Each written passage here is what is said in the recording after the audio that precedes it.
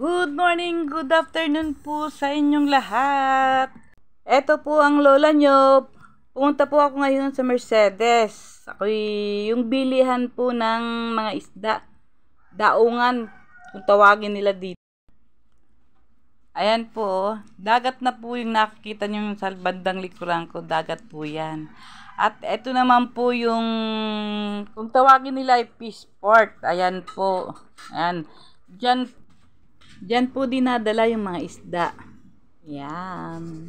At yan naman po yung mga basnig, kung tawagin dito, yung nanghuhuli ng mga isda. Ayan po yung binili kong isda, yung dalawang. Marami kang pagpipilian ng isda. Mas mura dito kaysa sa palengke. Ayan, tumpok-tumpok. Ayan, lalaki, ang gaganda. Wow, may pusit pang. Oh.